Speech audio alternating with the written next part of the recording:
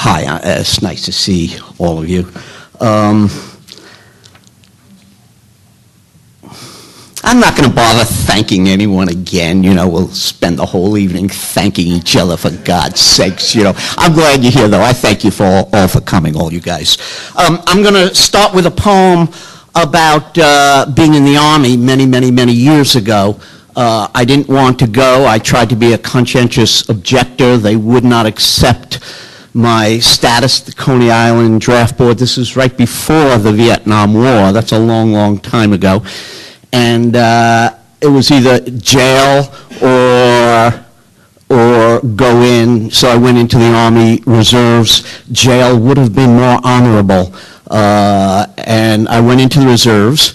I met a lot of nice people there, good people.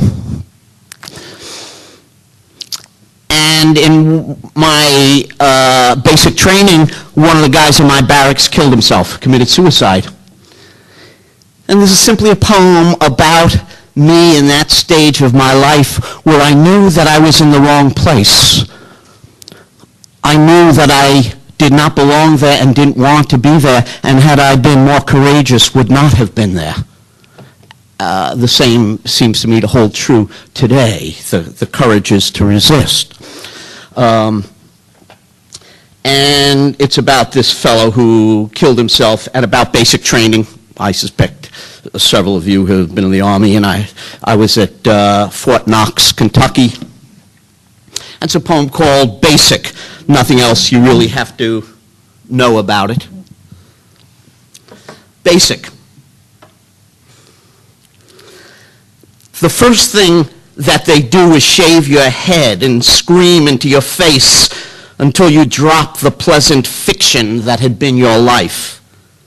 More quickly than you would have guessed, you learn obedience, to shut your mouth and do what you are told, that you survive by virtue of compliance, shutting down. When they scream, drop for 20, then you drop. If wobbly from lack of sleep, you're told to sit up half the night and strip your M1 down. That's what you do. You strip it down. The only insubordinations in your eyes that can't accept the order not to close. Your combat boots kept so compulsively spit-shined, you see your face in both hard toes, skinned to the scalp. Pathetically distorted, not unrecognizable, but not quite you. A self that marches dutifully through sleet and has perfected the low crawl. One gray morning in the second week of basic training, lacing up his boots, that shy, phlegmatic, red-haired boy who bunked above me whispered, "Steve, I don't believe I'm going to make it." "No way, man, you're doing fine. Hey, look, come on, we're late." And shrugged him off to race out just in time to make formation in the mist of that Kentucky morning. He was right. He didn't. He took a razor blade that night and, crawling underneath the barracks, slashed his throat. What little of myself I saved in there, I saved by tiny gestures of defiance. Instead of screaming kill, I'd plunge my bayonet into that dummy, screaming quill, nil. At rifle drill, I'd hum the Internationale and fire 50 feet above the target. I kept dexedrines in my fatigues, took heart from the seditious drollery of Sergeant May, that L.A. homeboy with the black goatee, all hip panache and grace, that bop salute and smart-ass version of left face. And sometimes from his cadre room at night, the wailing blues of Ray Charles drifted through the barracks, and I'd lie there in the dark, awake, remembering that other life that I had left behind. And it was Sergeant May and Ray Charles and Dexedrine that got me through.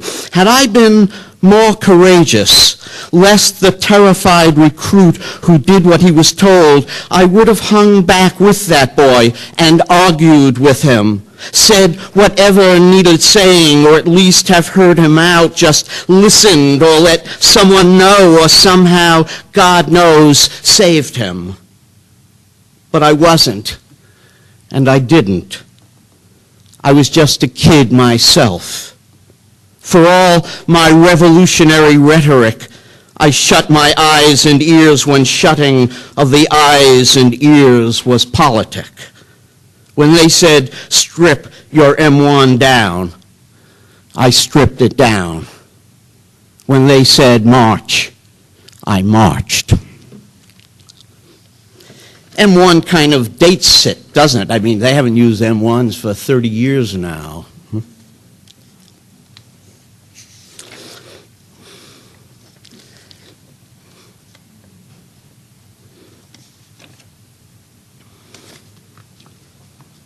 Did I bring that water up with me?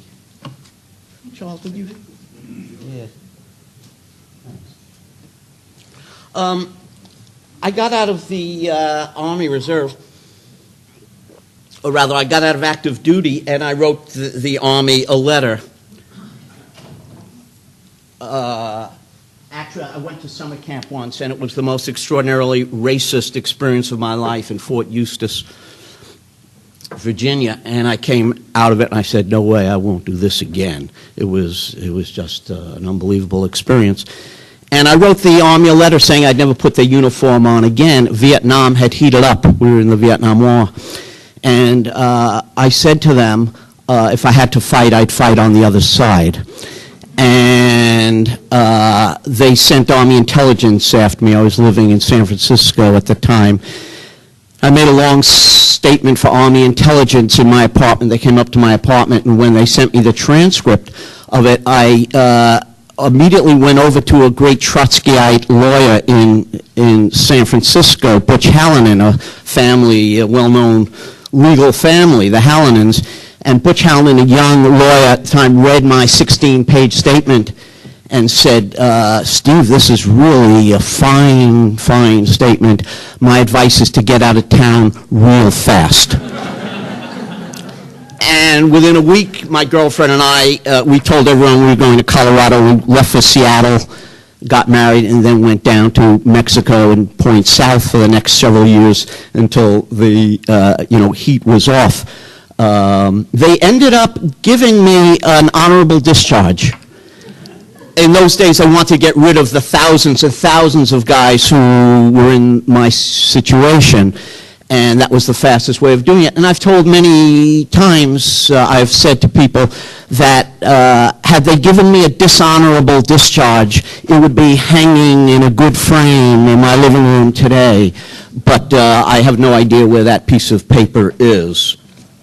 In any event, this is a poem about going down to South America with my wife during that period. And we were in Peru on the back of a truck, and we had gotten to a town called Huancayo. I had been a magician when I was a kid. I had been a sleight of hand artist, utterly inept. I wasn't good at it, but I loved doing it. And I got to this town. We got to a restaurant, a huge Peruvian restaurant, the back wall of which was a stone wall, an old Quechua ruin, a wonderful restaurant. And I did a magic trick for her. I think the first time I ever did a trick for her. And it worked marvelously. I took a plate and put it on top of a glass so nothing could go in or out of the glass, took a coin, made the coin disappear, blew the invisible coin into the glass, and the coin fell into the glass.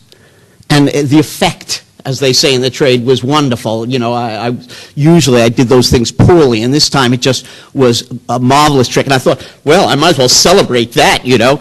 And so years later, I wrote this poem called A Trick, and this poem won the Atlanta Review Poetry Prize several years ago. So it's an appropriate poem to read tonight, and actually that's why I'm reading it. It's called A Trick. And of course, that metaphor, that business of it falling in, really, as you'll see at the end, becomes a metaphor for for my love for this particular woman to whom I've been married now for 39 years, and I didn't know that was going to happen. Many of you are poets, and you know those things happen as you're working the poem, and you say, oh, that's where that's going. That's what that means. That's what that's all about. A trick. Late afternoon, Huancayo, we'd made the long haul down from Ayacucho that morning, were hungry and tired, had stumbled into one of those huge operatic, down-at-the-heels Peruvian restaurants, red cloths on the tables, teardrop chandeliers, candles in ribbed silver cages. Its back wall, the remains of an ancient Quechua temple, that massive, mortarless, perfectly fitted, hand-hewn stone whose secret had died with the Incas. The place was deserted, except for a middle-aged waiter tricked out in the shabby black and white jacket and slacks of the trade. He brought us 2 menus, 2 goblets for wine, a plate of papas a la huancaina.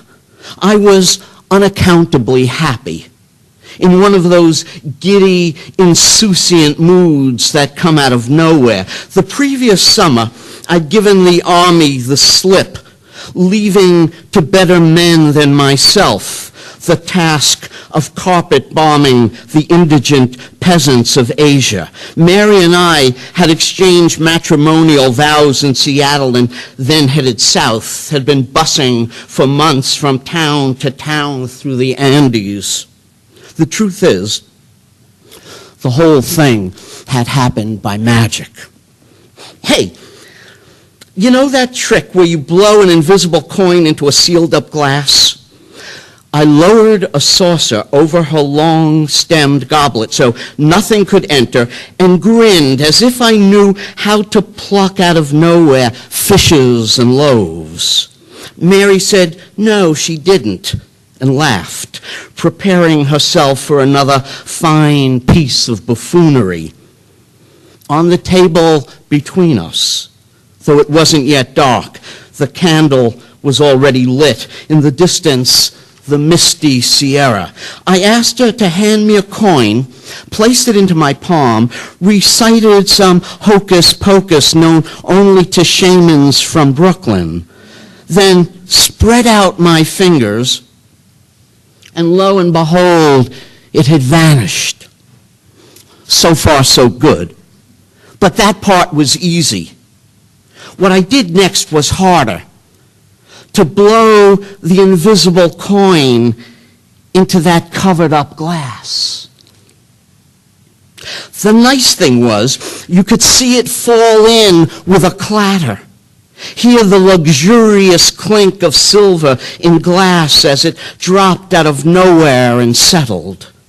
Needless to say, she was amazed. I mean, really amazed. And so too was our waiter, who, as it turns out, had been watching the whole affair from the wall by the kitchen and flew to my side, flailing his arms like a sinner whose soul the Holy Spirit had entered and who knows he is saved. He wanted to know how I'd done it, how such a thing could possibly happen. Milagro! I felt like Jesus raising the dead, a little embarrassed, but pleased that I brought the thing off and that someone had seen it. Huancayo. I liked the looks of the place, that sharp mountain light before dusk, folks walking around on the other side of the window in wooden serapes. If it wouldn't have sounded so pious or grandiose, I'd have said to the fellow, friend, how I did it isn't really the point. In this world, nothing is more or less marvelous than anything else. But I didn't. Instead, I just shrugged, the way that when Lazarus opened his eyes and shook off the dust and put on his hat, Jesus himself must have shrugged, as much as to say, it was nothing, a trifle. And that done, we checked out the menus and, taking our new friend's advice, ordered a huge vegetarian feast. Me and Mary, my wife, that woman who one day, all wit and forbearance and grace, had fallen by some sort of miracle into my life.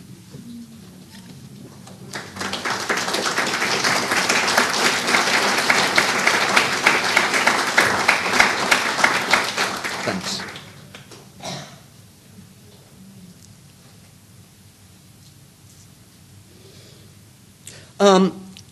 I lived in Florida. After I came back, I lived in Florida for a while. And in Florida, I worked for an editor for a few years. I wrote lots of puzzle books. I worked for a publisher. I must amend that. And one day in the Miami Phoenix, I was reading the personals, of course. I saw just a charming ad that I knew had to become a poem. There was no way it couldn't. The personal ad said, "Wanted, sensuous woman who can handle 12 inches of man."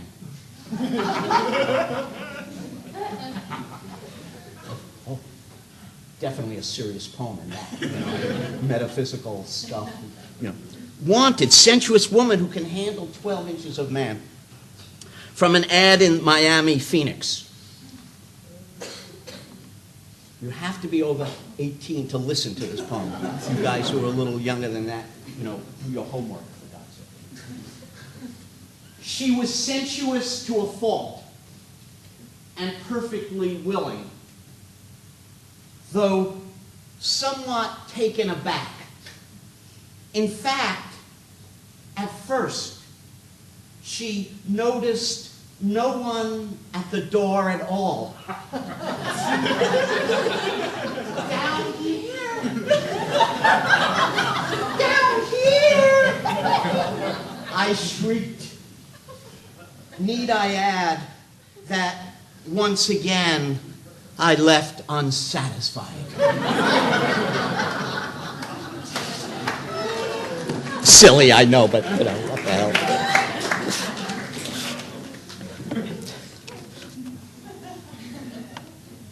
I'm just going to read two more poems. One of them is a long one. It takes about 3 hours and 15 minutes. The doors are locked, so don't even try it. Nah, it's a couple of pages. It's not that long. Don't get scared. This is a poem about my life. And I was thinking of this morning, and it dawned on me that actually one of the... that it comes out of 2 or 3 other poems, and one of them is a Charles Webb poem that I've always loved called Retreat, about a date that went wrong, and he thinks of playing it backwards, so by the end, I think the whiskey is coming out of his mouth, falling back into the glass. And the idea of going backwards in time is really just a pretext for talking about your life, just another pretext for talking about your life. And it's called For My Birthday. And you know how sometimes people lie and they say, "Oh, you look younger than ever. You get younger every year." Don't they say that to you sometimes? It's all bullshit. But it's sweet. It's nice. If people are going to say something, that's a nice. And I thought to myself, wouldn't that be nice to do it over again, to go back and just do it all over again? Of course, that's what you do as a writer. That's what you do, that's part of the joy of poetry, to be able to relive it again, to mess around with your memories. For my birthday. And it is a little long, but not hopefully overwhelmingly. Yeah, I say that now, huh? Friends, a moment ago, standing here at the table, ready to blow out the candles. You can hear me in the back, can't you, without the mic? Can you? Okay. Friends, a moment ago, standing here at the table, ready to blow out the candles, it came to me, if it's true what you say, and I do indeed seem to grow younger with each passing year, then in no time at all Mary and I will be back in that Ocean Beach duplex with its rapture of white camellias, my vertigo gone, and my lower spine supple again, and my hearing and sight as sharp as ever they'd been, and Sally and JJ will still be alive, and Binky and Ivan purring away on the sofa. Outside, the Pacific pounding the cliffs with its ancient millennial music, an exaltation of sea nymphs and surfers bobbing like half notes out past the breakers. The heart, a blue frisbee, spinning over that beach from Pescadero to Brighton. If you're right and I keep growing younger, I'll find myself back in the Andes, Esmeraldas, the rains of Tumaco, the Popayan hills and the misty weeping of dawn, that thundering gorge into Baños, the road through the steaming Petén to Tikal. It is morning, Chiapas, your voice as it was, rising over that rosewood guitar that you loved so in that courtyard of wild Datura, McHenry, the Sandias at sunset, the two of us young again in that railroad flat in the Fillmore, our bodies entwined in the dark, cold peaches and moonlight, the Avalon ballroom, to be with them again, those who disappeared across borders and oceans into anonymous cities, ashrams, communes, Phoenix House prison, the Quetzalan mist, seen for the last time on a street in downtown Seattle, Lima, Panajachel, Jeremy, Franklin, Gregory, Owen, Elizabeth, back in Manhattan Beach, all that impossible beauty, death with its hacking cough and its cryptic shudder, its final ambiguous phone call, death suddenly sitting up in its bed, death with a spike in the vein, the husk of the spirit slumped at the wheel of a Buick somewhere in Tucson, half a century streamer of blood in the rain, the unending immolation of Asia, the cakewalk of black mortification, cows swinging from hooks, rabbits blinded for one more cream blusher, and lipstick dogs in terminal agony circling their cages. Isaac Bashevis was right. For the animals, every day is Treblinka. To be back on the streets again, agitating and marching. What else is there for it? Dearest, if every year I grow younger, does that mean that someday I'll find myself back in Manhattan without you? Your name, strange to my lips, not even to know you exist, that you stand at the cusp of the future, waiting for me in its shadows. Beloved, I do not think that I wish to be back there without you. It's simply out of the question. I absolutely refuse. What am I saying? Nothing will stop it. I'll float through the village with Murray at midnight, past the old Cedar Bar, Les Dumago, the rippled winos of 3rd Avenue curled in their doorways, past the painted Ukrainian eggs of the Lower East Side, past Tompkins Square Park, that I climb the 6 flights of that walk up on Avenue B, all that music and mishigas and metaphysical fervor, night lit with its incense and tongues, its muted horn and its velvet drum, night with its muffled cries in the dark. Oh, soft-limbed lost girls of my youth, how purely this time around I will love you. Let it snow again on the Hudson. Let the sirens wail and the buses belch and the tugs on the East River sound their guttural honks. Let the poetry readings begin once again at La Metro, Ed Sanders and Mickey Ruskin presiding. Let the streets of Manhattan hum again with its poets and waifs and musicians and mad action painters, its feverish vanguard of doomed and beautiful women. Let the Puerto Rican domino players squat on their crates outside their bodegas under the bulging piñata of sunlight. Let their voluptuous daughters promenade through the streets, and their sons sing five-part harmony in the echo-chambered tenement hallways of 6th Street. This time around, I'll listen more raptly. This time, I'll know what I'm hearing. This time, I won't miss a beat.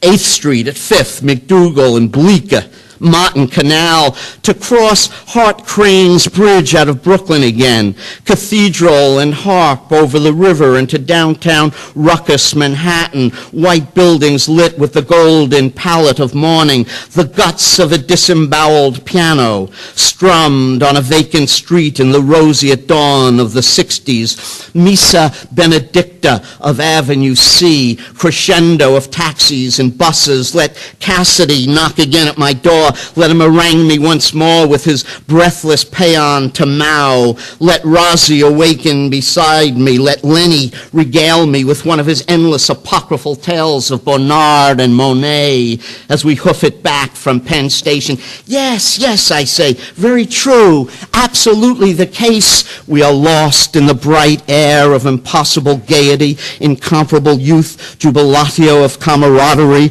passion and blather, that feast made of fine talk. Let me wrangle with Jim over Wittgenstein's last proposition. That's what I want, to yammer all night over that which cannot be said. Wax ecstatic with Jack on one of those long evening strolls around Sheepshead Bay, drunken boats of our Brooklyn boyhoods, the two of us cooked to the gills on Céline and Rimbaud and Miller and Crane and Genet. That house on 14th Street. It's just a matter of time till I'm back there again. My folks in the doorway, vital and young. All morning, I stand by that maple tree out by the curb, its bronzed plaque announcing that somebody's son had been killed in the war. Just a name and some dates, like this poem. Reminder that somebody lived. To stand dumbstruck with love of a schoolgirl whose name has been swallowed up by the decades. No matter, let me return to worship her image again. Let my mother yak on the phone with my grandmother, Bertha, impoverished, lame, widowed immigrant girl of the shtetls of Poland. Listen, you can hear it. The two of them gabbing away together in Yiddish, Dad in the backyard, laconic and patient up on the rickety paint-splattered ladder. He's putting the screens up for summer, the garden a bliss of roses and mums. How good they both look. How delighted and young. Just a couple of kids, I swear it, they've never looked better, happier, younger. I tell you, I cannot wait to be back there, though it's half a century yet down the pike. A curly-haired kid staring out through the window at sunset over the backyards of Flatbush, full of unnameable longing, in love with the burnished light of late afternoon, the Brighton Express in the distance, that cradle of wires, the pigeons and sparrows, the rolling past of the clouds, unspeakable intimations of what they might mean. Birthdays, yes, but no such thing as goodbyes. In love, though I didn't know it then, with the whole inexplicable business. First sorrow and first wisdom. A mote of molecular dust like an ant on a leaf blown across infinite seas. To be here at all, to have bubbled up out of the void. Who would have guessed it? Friends, thank you for coming. Doesn't the cake look delicious? For myself, of course, I am absolutely delighted to be here among you, immeasurably pleased, thickening paunch, stiffening joints, vertigo, bum back, wrecked hearing and sight notwithstanding, alive nonetheless, all of us, here in this strange, unspeakably marvelous life. and Mary, companion and love here beside me. A wish, friends, what on earth more could I wish for? Like you say, every year I grow younger. So be it. Okay? Are you ready? Hush now. I'm going to blow out the candles. Thanks.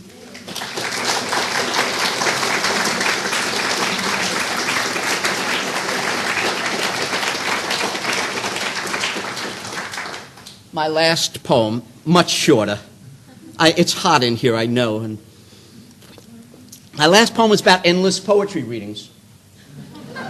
You know, I've been to many readings, and you know, it isn't that the poetry is so long, it's hard to listen, even if the stuff is good for a long time. It's like going into an art gallery, into a museum. By the time I get through the fourth gallery in a museum, the only thing I can do is make fun of the art on the wall. Even the German expressionists, the masters, I'm too tired to look anymore. You can look at 20 pieces, and that's it. You know, the rest of it is all empty rhetoric. In any event, I thought to myself once, as I was listening to a reading, that this mother isn't going to end at all. He's going to keep on. And I got a little scared, and I thought to myself, well, this is hell. This is what's going to happen to me. Poets who've done that, this is condign punishment for poets who've gone on too long. They spend eternity in hell listening to poetry readings and can never leave the fucking room. And immediately the poem came to me. You know, I was at the reading, and of course, oh, good, another, you know, serious metaphysical, eternal piece of literature. And I went home and I spent, of course, a long time working on it. But it's called I Attend a Poetry Reading. And it's sort of my apology for taking too long, you know. It's about being in hell. I attend a poetry reading. The fellow reading poetry at us wouldn't stop. Nothing would dissuade him. Not the stifling heat, the smoky walls with their illuminated clocks, our host who shifted anxiously from foot to foot. Polite applause had stiffened to an icy silence. No one clapped or nodded. No one sighed. Surely he must understand that we had families waiting for us. Jobs we had to get to in the morning. The chair was murdering my back. The cappuccino tasted unaccountably of uric acid. Lurid bullfight posters flickered in the red fluorescent light, and suddenly I knew that I had died. And for those much too windy readings of my own, had been condemned to sit forever in this damn cafe.